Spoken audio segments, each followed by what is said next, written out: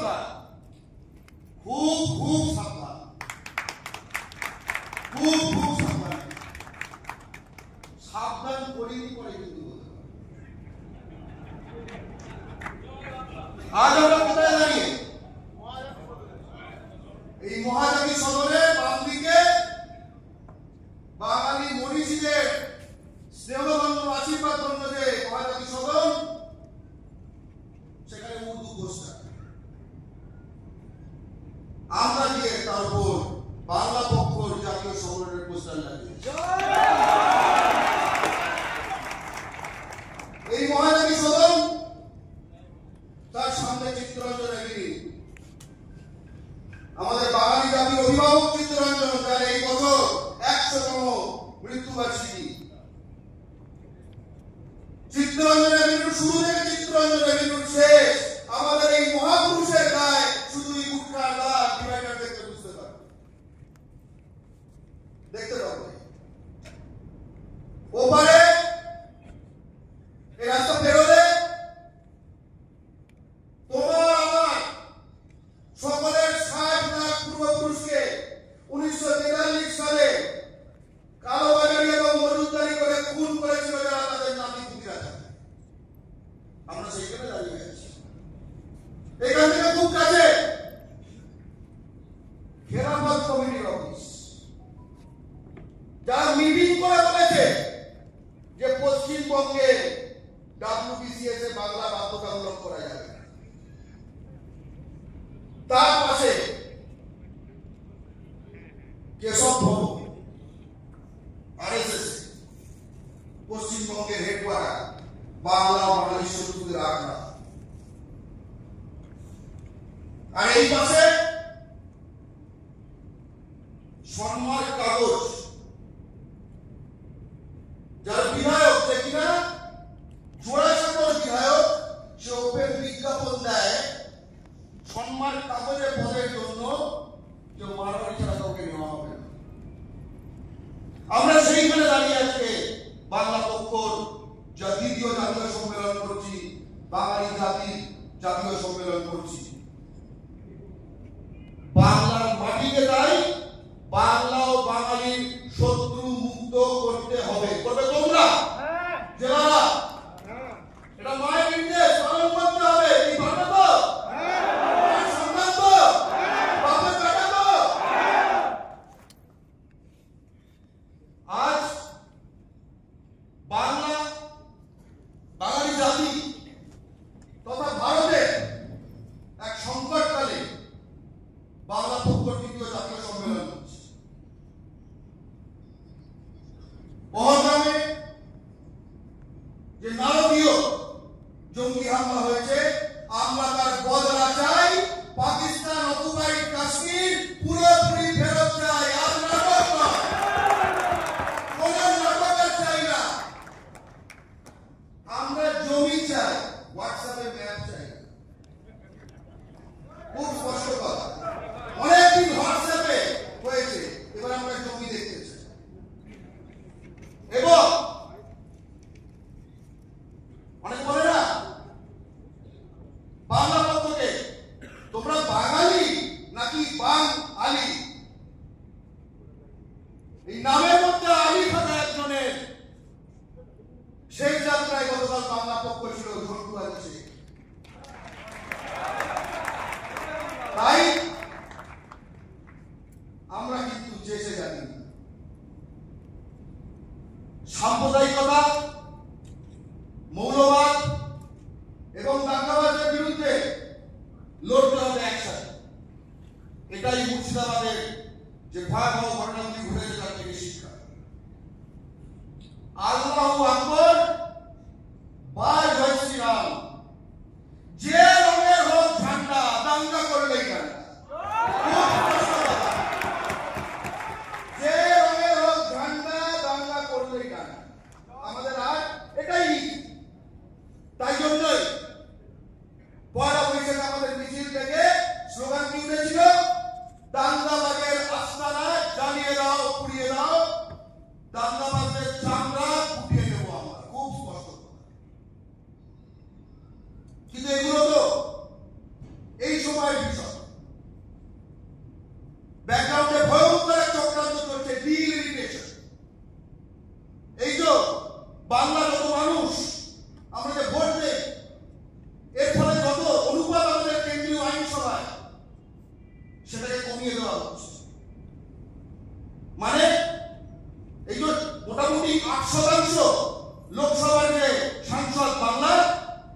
শতাংশে কমিয়ে দেওয়া হচ্ছে, তামিলনাড়ু কমিয়ে দেওয়া হচ্ছে, কেরলে কমিয়ে দেওয়া হচ্ছে, বিহারের বাড়ানো হচ্ছে, ইউপির বাড়ানো হচ্ছে, ঝাড়খণ্ডের বাড়ানো হচ্ছে, রাজস্থানের বাড়ানো হচ্ছে, মধ্যপ্রদেশ বাড়ানো হচ্ছে।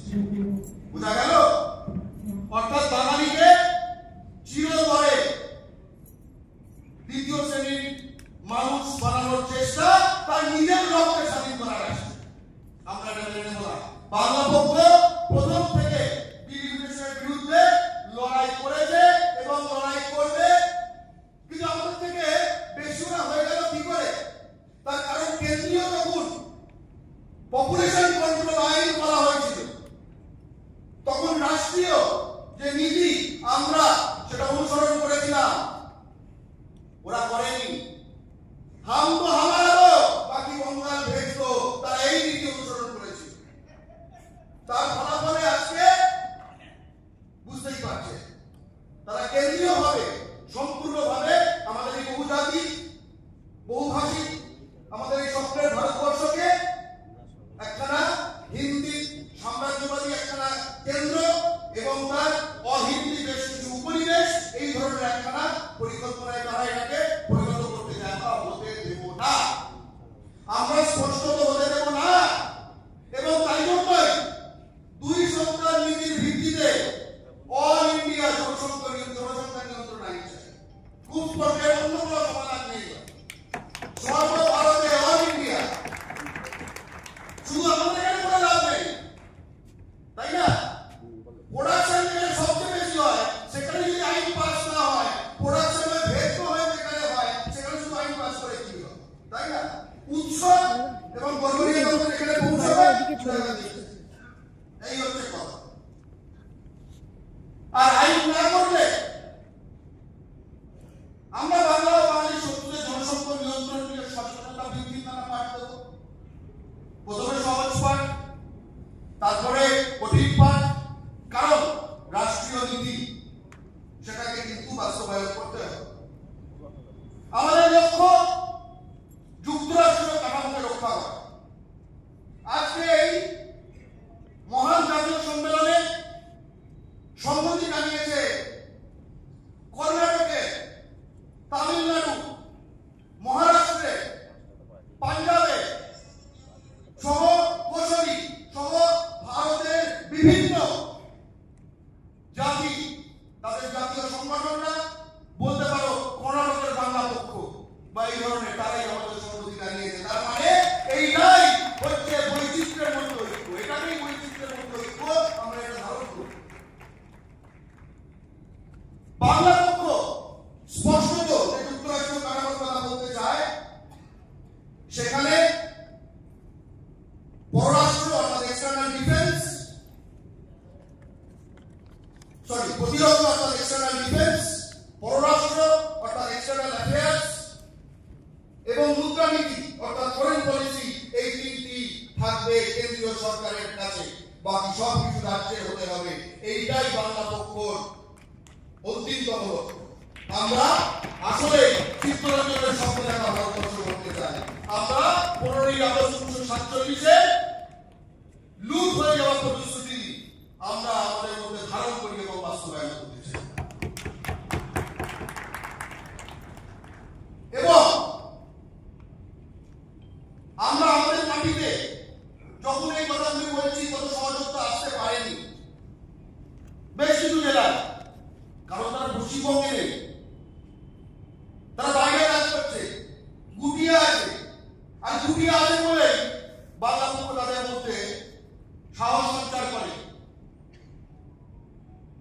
প্রায় 21 লাখ বাঙালি অন্যান্য রাজ্যে কাজ করতে যাচ্ছে, গেছে এই মুহূর্তে কেন্দ্রীয় সরকারের তথ্য অনুযায়ী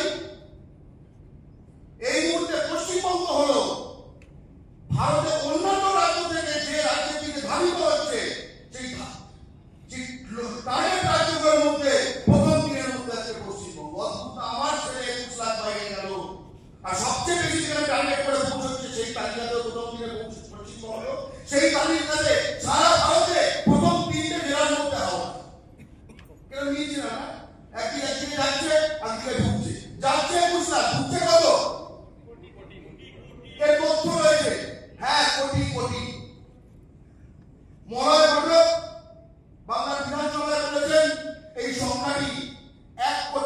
20 লক্ষ, 6 গুণ। ওখান থেকে যদি দাঁড়িয়ে দেয়, অনেক বাঙালি বলে, তাহলে বাংলা পক্ষ কি কার্য যাবে? উত্তর হলো একটা না, 6টা যাবে।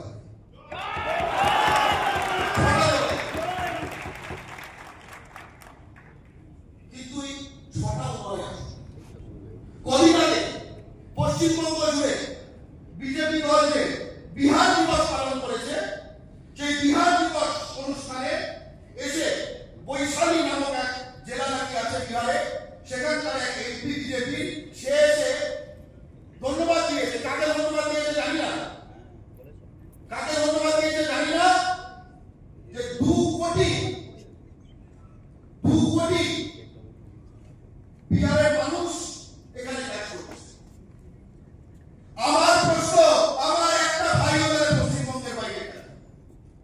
আমার একটা ভাই হলে পশ্চিমবঙ্গের বাইরে কেন? বাইরে আমাকে বাংলাদেশি বলে জায়গা দেওয়া হবে, হিন্দু মুসলমান নির্বিশেষে। আমি এখানে দ্বিতীয় শ্রেণীর চাকরি তৈরি হলে সেখানে অ্যাডভার্টাইজমেন্ট দেওয়া হবে, বাঙালি হবে না। তাহলে আমি যাবো কোথায়? আমরা বাংলা পক্ষের কাছে যাবো। আমরা বাংলা পক্ষের কাছে যাবো। মুখ্যমন্ত্রী মমতা বন্দ্যোপাধ্যায় বলেছেন যে 4টা-5টা রাজ্যের বোঝা আমরা বইছি। কেন বলছি? মুখ্যমন্ত্রী মমতা বন্দ্যোপাধ্যায় বলেছেন বাংলায় কাজ পাবে কে? বাংলার ভাষা, বাংলার ঠিকানা। তাহলে বাংলার মাটিতে ভাটপাড়া কেন? বাংলার মাটিতে হিংসা কেন? বাংলার মাটিতে জামদানি কেন? বাংলার মাটিতে শিলিগুড়ি, বাঁকুড়া ওই এলাকা কেন? বাংলার মাটিতে তাহলে রঘুনাথগঞ্জ কেন? বাংলার মাটিতে তাহলে হলদিয়া, খড়গপুর কেন? বাংলার মাটিতে বড়বাজার, রাজাবাজার কেন? বাংলার মাটিতে রাজনীতি, মেদিনীপুর কেন? বাংলার মাটিতে সাতক্ষীরা কেন? বাংলার মাটিতে টিটাগড় কেন? আমরা এই প্রশ্নটাই করব। তাই আমরা স্পষ্ট বলছি রাজ্য সরকারকে, এবং আপনাদের কাছ থেকে রায় নিয়ে আমরা রাজ্য সরকারকে কি কথা বলতে চাই। আমরা কি চাই? তোষণ না অ্যাকশন,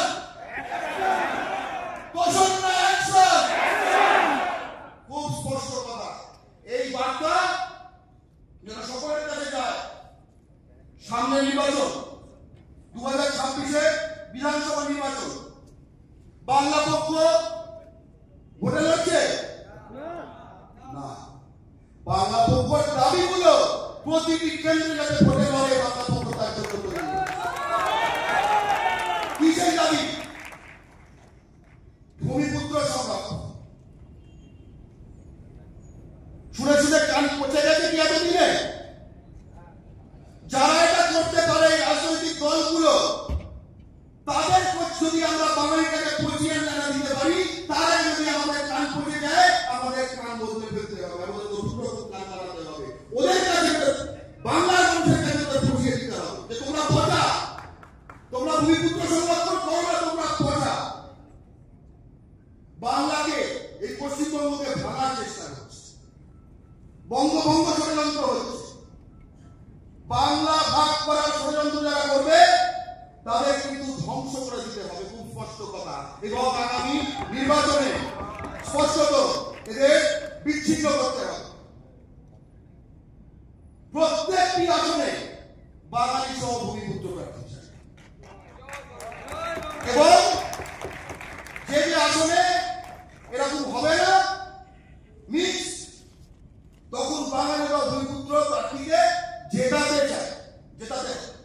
কিন্তু তার মধ্যে কিছু দল বাকি, এই দলের হলে, এই সব দলের হলে কাউকে আসছি আমরা পরে। বাংলার মাটিতে তথা ভারতের যে কোনো জায়গায় বাংলাদেশি জাতীয় অত্যাচার বন্ধ করতে হবে। তুমি আজকে কাউকে যদি উত্তর পূর্বাঞ্চলের কোনো লোককে যদি তুমি চীনা বা এরকম টাইপের যে ব্যঙ্গাত্মক শব্দগুলো যদি বলো, তাহলে তোমার কিন্তু তার জন্য আলাদা আইনের বিধান রয়েছে। আমরা আইন হাতে তুলে নিতে চাই না, এবং আমরা আইন হাতে তুলে নেব না। কিন্তু যে হারে বাঙালির ওপর অত্যাচার হচ্ছে, এই বাংলাদেশি তকমা দিয়ে ভারত জুড়ে হিন্দু মুসলমান নির্বিশেষে তাহলে কতদিন সব বাঙালিকে ঠেকিয়ে রাখা যাবে, এটা কিন্তু আমার সন্দেহ আছে। বাংলা পক্ষ সমর্থক যারা, তারা আইন সংবিধান মেনে চলে, আমরা নয় তাদের ঠেকিয়ে রাখবো। বাকিরা বাংলাদেশের সঙ্গে একটা গেল বাংলাদেশের তকমা, এবার দেখা যাক আসল বাংলাদেশ।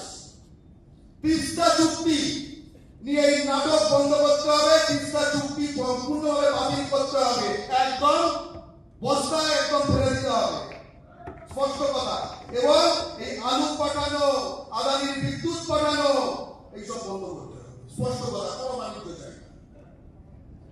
পশ্চিমবঙ্গ বাংলাদেশের ভরসায় বাঁচে না, তাহলে কার ব্যবসা হচ্ছে এইটা আমাদের জানা দরকার এবং সেটা বন্ধ করা দরকার। কারণ ভোটের আগে নোয়াখালী, ভোট পেরোলে তিস্তা খালি, এই ভোট আমরা আর হতে দেব, এই ভোট আমরা আর হতে দেব। ডাক্তারিতে বহিরাগত ভরে যাচ্ছে, নিট পরীক্ষাকে বাতিল করতে হবে, এর জন্য আমাদের সংগ্রাম জারি থাকবে এবং তার জন্য শিক্ষাকে রাজ্য তালিকায় আনতে হবে, খুব স্পষ্ট সংবিধানের যে রাজ্য তালিকা। এবং বাংলার টাকা যা কর হিসেবে যায় কেন্দ্রে, সেটা জানা উচিত। যদি বাংলাকে ফেরত না দেওয়া হয়, তাহলে বাংলা পক্ষ স্পষ্ট দাবি, যদি টাকা না দাও বাংলা থেকে কর নিও না, স্পষ্ট কথা। নিও না, দিও না, নিও না, দিও না। আমি কিছু কথা আমাদের মধ্যে যারা আমরা হিন্দু ধর্মে বিশ্বাস করি তাদেরকে বলতে চাই। ভালো তো, এই তো কবছর আগে জিনিসটা শুরু হয়েছিল গরু দিয়ে। চিত্তরঞ্জন পার্কে দিল্লিতে, যেটাকে বলা হয় মিনি বাংলা বা মিনি কলকাতা, সেখানে নিজেদের সনাতনী দাবি করে হিন্দি ভাষায় কথা বলা, গেরুয়া জামা পরে দু তিনটে ক্রিমিনাল স্কাউন্ডার এসে সেখানকার মাছের ব্যবসায়ীদের, বাঙালি মাছের ব্যবসায়ীদের বলে গেল যে এই মাছের ব্যবসায়ীদের প্রতিষ্ঠিত যে মা কালীর মন্দির, সেখানে যেরকম পুজো হয় যে বাঙালির পদ্ধতিতে, এটা মন করা, বলে দিল এই মাছের বাজার বন্ধ করতে হবে, বলে দিল মা কামাখ্যা যে বলি অম্বুবাচীতে বলি হয় সেটাকেও নাকি তারা বন্ধ করার চেষ্টা করবে, এবং আমরা ওখানে বাংলায় দাঁড়িয়ে দাঁড়িয়ে শুনতে বাধ্য। এবং তারপরে বলল যে এই এলাকাতে ওরা এসে হনুমান চালিসা পাঠ করবে, 100-150 ছেলে এনে কোন ঠাকুরের কোনো কিছু পাঠ নিয়ে কোনো মানুষ সমস্যা থাকতে পারে না। এই ছেলে এনে পাঠ করার বিষয়টা কিন্তু আমরা বিশেষ ক্ষেত্রে দেখেছি যে কোনো মসজিদের সামনে বা পাবলিকলি নামাজ পড়ছে তখন করে আমরা তখন দেখি। তার মানে আমরা করে করাতে চাই হিন্দু বাঙালিকে। ভাই, শুরু হয়েছিল গরু দিয়ে, এসে ঠেকলো আমাদের মাছ, তাই না? শুরু হয়েছিল রোহিঙ্গা দিয়ে, এসে ঠেকলো মা কালী উপাসক হিন্দু বাঙালিতে। কারণ তারা বলেছে যে এখানে এত বড় মাছের বাজার কেন, এই রাজ্যে অনেক রোহিঙ্গা থাকে। সব ডকুমেন্টের কথা। আমরা কিন্তু ভারতে খুব গভীর সংকটে রয়েছি ভাই, বুঝতে পেরেছ? যেটা ছিল মসজিদ দিয়ে শুরু হয়েছিল, কালী মন্দিরে এসে থামছে।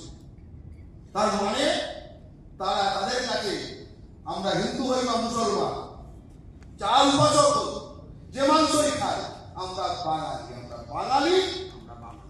এটাই একমাত্র কথা, একমাত্র সত্য। বাংলা পক্ষ ভোটের নিয়ন্ত্রণ করে দিচ্ছে, আমি বলছি বাংলা বিরোধী গভর্নমেন্ট বলছে একাধিক সিটে নাকি আমরা হারিয়ে দিয়েছি নাকি ইত্যাদি। বাংলা পক্ষ কিন্তু বাঙালিকে ভোটার থেকে ভোট ব্যাংকে পরিণত করতে চায়, খুব স্পষ্ট কথা। যদি 2026-এ আমাদের একটা লক্ষ্য থাকে ইস্যুগুলি বাঁধবে কি জিনিস, সে হচ্ছে সেই বাঙালি তৈরি করা যারা শুধু ভোটার না, যারা দলে বিভক্ত না, যারা ধর্মে বিভক্ত না, যারা শুধু বাঙালি অধিকার আদায়ের প্রশ্নে ঐক্যবদ্ধ। আমরা সেই বাঙালি তৈরি করতে চাই। তাই ভোট কাকে দেবে, কাকে দেবে না বলে তার সুবিধা হবে। বিজেপি, মিম, ওএসসি পার্টি, আরএসএস, মুসলিম লীগ, বজরং দল, জামাতে ইসলামী, VHP, ISF, welfare party, SDPI, এদেরকে বাংলার মাটিতে নির্বাচনে পরাস্ত করতে এরা ছাড়া যে কোনো অসাম্প্রদায়িক দলে বাঙালি সহ যে কোনো ভূমিপুত্র প্রার্থী খুব স্পষ্ট নীতি। এবার সেটা কোন দল হবে আমরা কোনো নির্ধারণ করে দিই না, খুব স্পষ্ট আমাদের নীতি অঙ্কের মতো, কারণ আমাদের আদর্শ বাস্তব ভিত্তিক, বিজ্ঞানসম্মত। বাংলা পক্ষ ভারতে বাঙালির অধিকার আদায়ের জাতীয় সংকট। আজ যদি ভারতে বাঙালি ঐক্যবদ্ধ না হয় তাহলে কিন্তু আমাদের জন্য খুব খারাপ দিন অপেক্ষা করছে। আমরা যদি চিল্লাই আজকে তোমার কথা দুনিয়াতে কে শোনাবে, তাই না? গাজায় চিল্লাচ্ছে, এখানে শোনা যাচ্ছে। কাশ্মীরে ঘটনা ঘটছে, এখানে শোনা যাচ্ছে। আমাকে এখানে যখন বাংলাদেশি বলছে, কে শুনছে, কে শোনাচ্ছে? আমার শহরগুলো যখন আমার হাত থেকে হাতছাড়া হয়ে যাচ্ছে, কে শুনছে, কে শোনাচ্ছে? তাই জন্য আমাদের কিন্তু মিডিয়া হয়ে উঠতে হবে, আমাদের সোচ্চারে কিন্তু যত জোরে চিল্লাবো তার উপর কিন্তু নির্ভর করবে আমরা শোনানোটা বাধ্য করতে হবে শোনাতে। এবং একটা কথা বলতে চাই, এত কথা আমাদের সঙ্গে আমাদের বন্ধুরা রয়েছে, আমরা জানি এতগুলো আমাদের সম্পত্তি চিঠি এসেছে, তাই না? অভূতপূর্ব ব্যাপার। কিন্তু যে বাঙালিকে ঘেন্না করে আমরা তাদের ঘেন্নাই করি, যে বাঙালিকে ঘেন্না করে আমরা তাদের ঘেন্নাই করি। যারা সুভাষের জাতিকে অচ্ছুত মছলিখোর বলে আমরা তাদের ঘেন্নাই করি। যারা রামমোহনের জাতির সামনে বিদ্যাসাগরের মূর্তি ভাঙে আমরা তাদের ঘেন্নাই করি। যারা নজরুলের জাতিকে বাংলাদেশী বলে আমরা তাদের ঘেন্নাই করি। যারা মাতঙ্গিনীর জাতিকে বাঙালি মাল বলে আমরা তাদের ঘেন্না করি, ঘেন্না করি, ঘেন্না করো।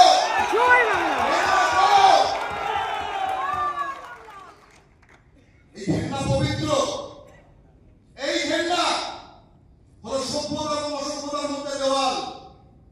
এই দেওয়াল ভাঙতে দেওয়া যাবে না। এই ঘেন্না যদি আমরা ভুলে যাব সেদিন বাঙালি জাতি ধ্বংস হয়ে যাবে। আমরা ধ্বংস হব, আমরা ধ্বংস হব না, বরং বাঙালি জাতিকে যারা ঘেন্না করে, যারা বাঙালি জাতিকে ধ্বংস করতে চায় তাদের সব চিহ্ন আমরা বাংলার পবিত্র মাটি থেকে চিরতরে নিশ্চিত করব। আজকে পাহাড় থেকে জেলা সকলে আশপাশে দেখলে তো ঢুকতে ঢুকতে আমরা অনেক স্বপ্ন দেখি, জানো তো? আমরা অনেক স্বপ্ন দেখি, তোমাদের জন্য জায়গা খুঁজতে আমাদের কিন্তু জান বেরিয়ে গেছে। কিন্তু একদিন এরা কিন্তু থাকবে না। একদিন জায়গা দেখছো, এরকম ভাবে দেখছো, আমরা চাই ওই ঘাট থেকে তুমি এরকম করে দেবে, এরকম করে দেখবে। খুব স্পষ্ট কথা, আমরা চাই বড়বাজারের কাছে একখানা আলিপুরদুয়ার পাড়া হোক, আমরা তো চাই কাশীপুরের কাছে একখানা মুর্শিদাবাদ পাড়া হোক। ওখানে প্রচুর মুর্শিদাবাদের লোক থাকে, বলে ওখানে প্রচুর আলিপুরদুয়ারের লোক থাকে। আমরা তো চাই রবীন্দ্র সদনের কাছে একটা বীরভূমের পাড়া হবে না? হ্যাঁ, রবীন্দ্র সদনের চাকরি তো বীরভূমেরই পাড়া হওয়ার কথা। আমরা এই বাংলা তৈরি করব, জয় বাংলা, আমরা এই বাংলা তৈরি করবো ভাই, কিচ্ছু করার নেই। পৃথিবীতে কোথাও জাতীয়তাবাদ জাগ্রত হয়ে গেলে পরাস্ত হয়নি, সময় লেগেছে।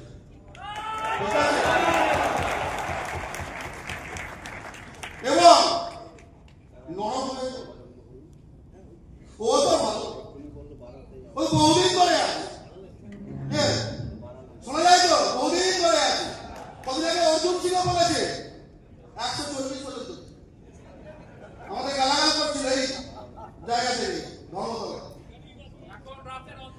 মেঘনাথ কাব্য পড়েছে, মাইকেল মধুসূদন দত্তের মেঘনাথ কাব্য। আমাদের পূর্বপুরুষরা কিন্তু কথা বলে গেছে, আত্মবাক্য বলে, এগুলো কিন্তু মনে রাখা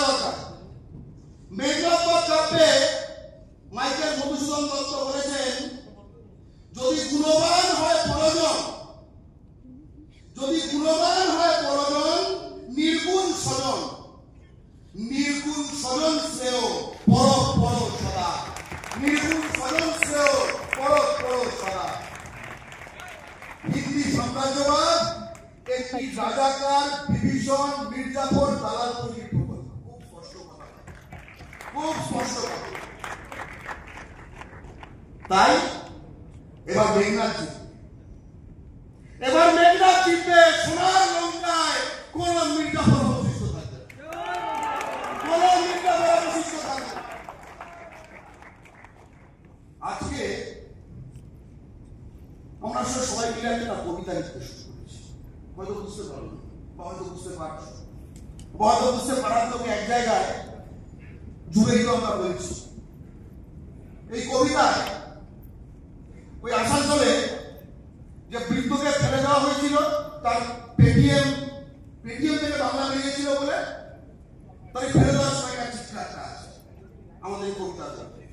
আমাদের এই কবিতার মধ্যে ব্যারাকপুরে চিড়িয়ামোড়ে যখন দুর্গাপুজোর পর, বিজয়া দশমীর পর যে প্রতিষ্ঠান হচ্ছিল বাঙালি বধূদের, তখন এই বাংলা বাঙালির বহিরাগত ভূকাকর শত্রুরা তাদেরকে গণস্বীকার করেছিল।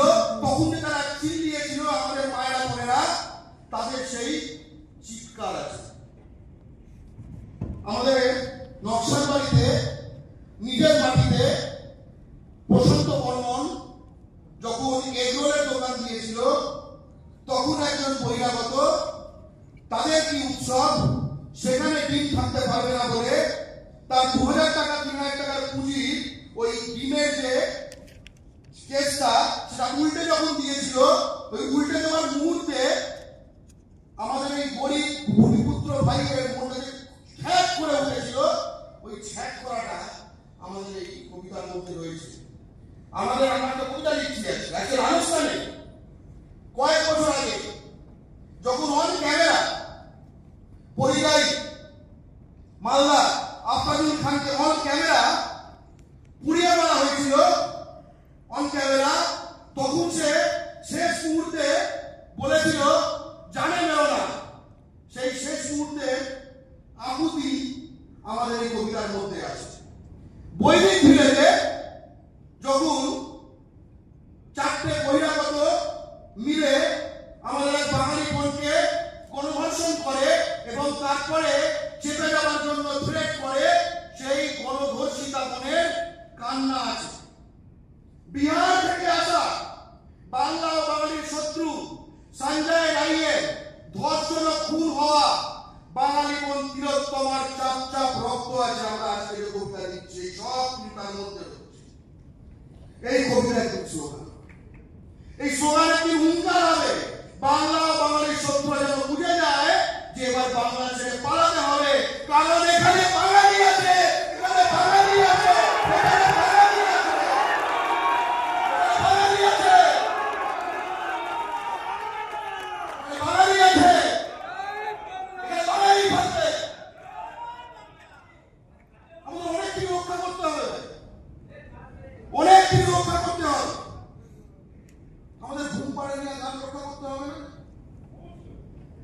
আমাদের গ্রামের গান রক্ষা করতে হবে না, ছাপান রক্ষা করতে হবে না, আমাদের বলির হাড়িগান রক্ষা করতে হবে না, আমাদের উঠোনে তুলসী মঞ্চ রক্ষা করতে হবে না, আমাদের পীর আউলিয়া গাউস কুতুবদের মাজার রক্ষা করতে হবে না, আমাদের নদিয়ার যিশু কীর্তন রক্ষা করতে হবে না, হ্যাঁ, আমাদের ভোগাবাদিত্যকে রক্ষা করতে হবে না, সম্রাট সুকান্তকে রক্ষা করতে হবে না, চিত্তরঞ্জনকে রক্ষা করতে হবে না, নজরুল, সুভাষচন্দ্র, শরৎচন্দ্র বসু, আচার্য জগদীশ চন্দ্র বসু, আচার্য প্রফুল্লচন্দ্র রায়, অজয় মুখোপাধ্যায়, হরিকান্ত চৌধুরী, অশোক মিত্র, এদের সবার উত্তরাধিকারী আমরা, এদের সকলের উত্তরাধিকারী আমরা, আমাদের সন্তানরা। উত্তরাধিকার তো বুঝে নিতে হবে ভাই। কেউ কেউ ছাড়ে, কেউ কখনো ছাড়ে, আমরা ছাড়বো। এই কারণে বাংলা পক্ষ বলে যে আমাদের সন্তানদের মুখের হাসি হবে আমাদের প্রতিশোধ, আমাদের সন্তানদের মুখের হাসি হবে আমাদের প্রতিশোধ। আমরা চাই আমাদের সন্তানরা উড়ুক। আমরা কি চাই? আমরা চাই আমাদের সন্তানরা উড়ুক, কিন্তু ডানা কই? উঠতে তো ডানা লাগে, ডানা কই? কিন্তু আমাদের সন্তানরা আমাদের রক্তের রক্ত, তাই না? তাদের হাড় মাংস আমাদের হাড় মাংস। আমি তুমি আমরা বাংলা পক্ষ, আমরা তাদের জানাবো, আমরা তাদের জানাবো।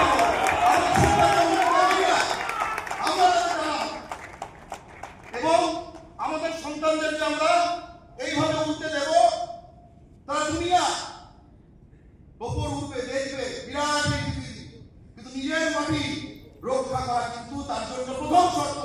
এবং তাই জন্য আজকে এই ঐতিহাসিক জাতীয় সম্মেলন থেকে একটি সুখবর,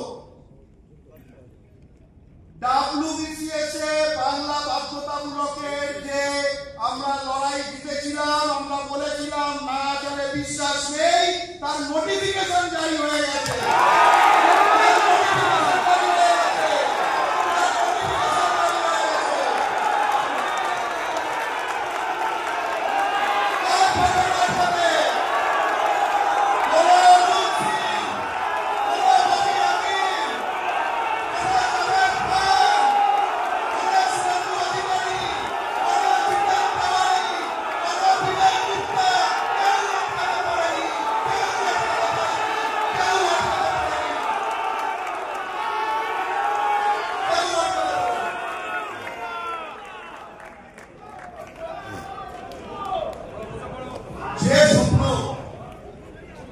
যে স্বপ্ন তুমি একা দেখো সেটা শুধুই স্বপ্ন, যে স্বপ্ন তুমি একা দেখো সেটা শুধুই স্বপ্ন। কিন্তু আমি, তুমি, আমরা, বাংলা পক্ষ, বাঙালি জাতি সবাই মিলে যে স্বপ্ন দেখছি সেটাই ভবিষ্যৎ। বাংলা পক্ষই ভবিষ্যৎ, ভবিষ্যৎটা বাঙালি। আজ সেই ভবিষ্যৎ করার শপথ, আজ সেই ভবিষ্যৎ করার শপথটা আমাদের পারতেই হবে। আমরা খুব সাধারণ ঘরের ছেলে, কিন্তু আমাদের উপর অসাধারণ দায়িত্ব এসে পড়েছে। আমাদের